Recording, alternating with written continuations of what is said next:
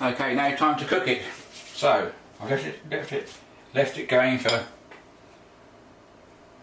25-30 minutes maybe. My basil, fresh basil is no longer fresh because of Tesco's, but never mind. Okay, so what I'll do is I'll put some boiling water in a pan, and now I'm going to cook some of this linguine. And linguine is the most appropriate part of this dish because it's milled rather than drawn like a spaghetti is, so it takes the flavour in as well, and the sauce sticks. So the first thing I'm going to do is put the linguine on and leave it for 4 or 5 minutes, takes an hour to cook, or until and then al dente, as per John thought in the Sweeney when he threw it against the wall, if I remember rightly. If he wants to know the episode, I'll let them know. Please comment below. Okay, one last stir of the sauce because it just needs a bit of a, you should know now, I should all amalgamate together. And I managed to cut myself as well, which is always good, but never mind.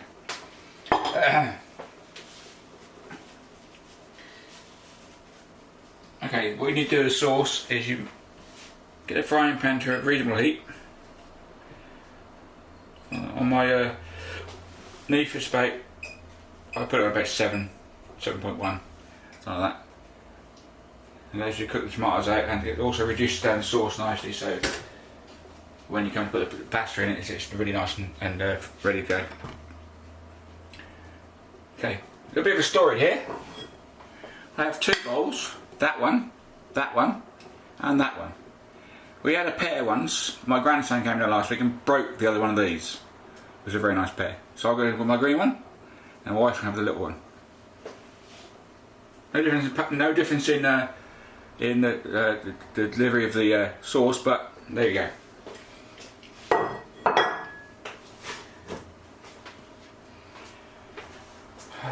I hate waiting for pans to warm up, but that's a chef's life. And please buy fresh basil, because this is like wilted already. You come with a bag full of nitrogen and probably all carbon dioxide, where they put them these days, and it's gone. But we do it okay. Put it on top of the pasta when you're finished.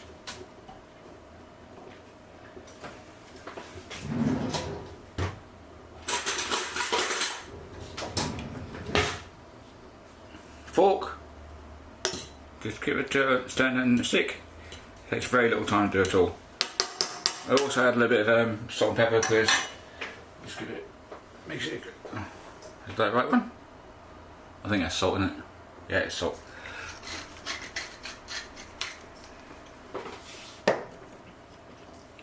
And a bit of pepper.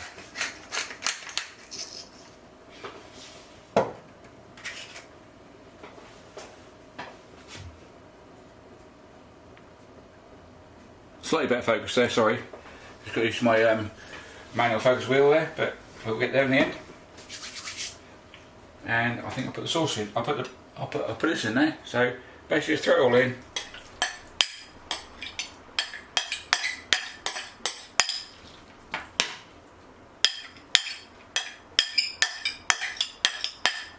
There you go. I'll start cooking my nice in there. A bit more washing up for the wife, but never mind. Never mind.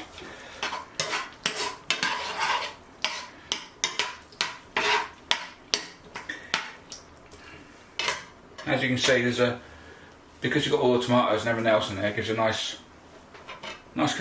consistency with a bit of flavour as well from the basil and also the shallots. Now you can cook the shallots if you want first, but I tend to like them a bit more, little bit more raw rather than burnt or cooked. It just gives a bit more flavour and it's a bit more crunch to the sauce. I'll put that a bit more. It's up to 8.15 now, so we'll see how it goes.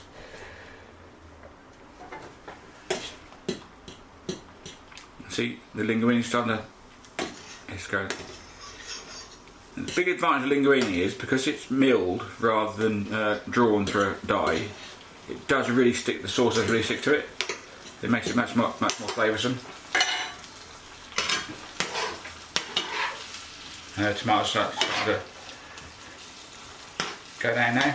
It's really good.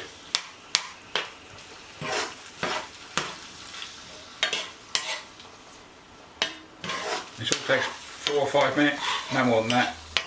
So the whole meal is cooked in about, I don't know, 35 minutes preparation time. So I was in some flash cookbook, it'd be go 20 minutes prep time, 5 minutes cooking time. Not quite, it's more about 40 minutes really, if you think about it, by the time you've done it all. As you can see, the tomatoes are now starting to break over a bit so that the skins come off and the seeds come out. But that's the whole point of this. It's a very rustic, very traditional meal, I think, from Italy, one of my favourite countries, and somewhere we've visited many times and the wife visited many times, but here we go. That's how it goes. I've cooked this probably 100 times, and today it'll go wrong probably because I'm on telly everywhere. But here we go. There you can see a bit of a stir in there and everything starts going down. A bit of controversy about the liquor from the spaghetti or in this case the linguine, is that do you put it all in with the water? I always put it in, drain it first and put a spoonful of water in there. Just to give it a bit of flavour. It does help and adds to the overall consistency really. That's not the word I'm really looking for. There you go, see? I do nicely go. And the thing I don't want to do is break down the tomatoes too much. I want to still see the tomatoes in there. If I want to break them down, I'll put them in a liquidizer and just blend them and have a off the shelf pasta sauce from Tesco, if you know what I mean. So this is how it should be. Look, you can still see the tomatoes still got shape. It's got the just adds to the way it should be. There you go. That's not far away now. So I'll turn the heat down a bit and get ready for the pasta, because the pasta is not a million miles away. Now, as I said there, I could throw one of these at the wall, as John Ford did in episode whatever it was of Sweeney, to impress his girlfriend at the time. But I'm not going to do that because my wife doesn't like pasta stuck to the wall. So here we go.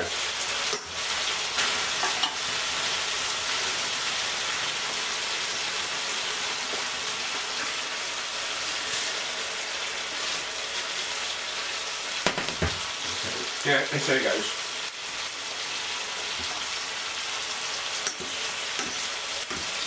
Bit up and down mountain there because I took the pan too hard and that's a bit of water out, but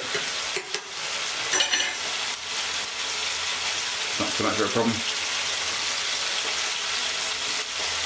Right, sauce go right down now. Throw it right down to 2 or 3 on the scale there. As you can see, the tomatoes are still, if you look, the tomatoes are still whole. They've lost their form, but they are really bringing the flavour. And it smells, as you can't smell this, but it does smell lovely. And that's one of the advantages of using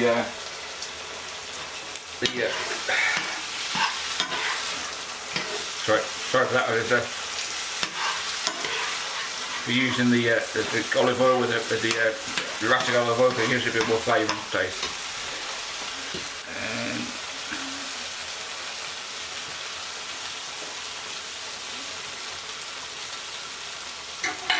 I hate the term al dente, but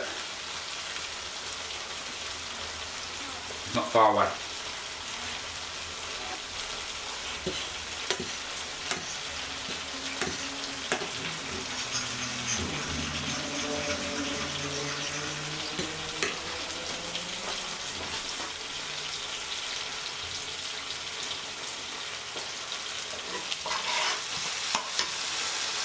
Now I always turn the heat off for the sauce before I put the pasta in, because it doesn't need any more heat, it just needs mixed in. So the tomatoes are now looking really good. Really good. Just a few more leaves of from the basil, just to, and I'll put some on top as well afterwards. And that is about it. So let me just drain most of the water off from the pasta.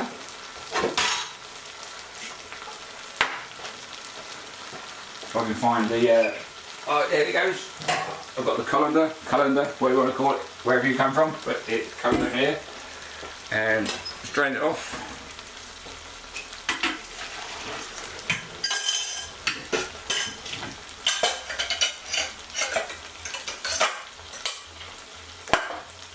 Turn off the heat, trying to burn myself.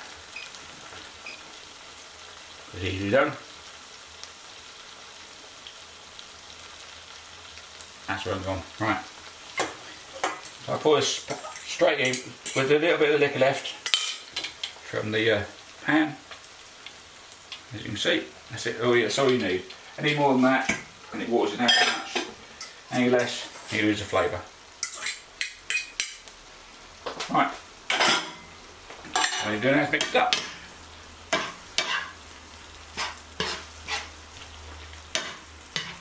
And as you can see, you've still got the tomatoes, you've still got all the textures and everything else you need to have there. It's all there as it goes. And there you have it. That is what my simple pasta looks like when I'm finished. And there you go. Just a couple more sprigs of basil.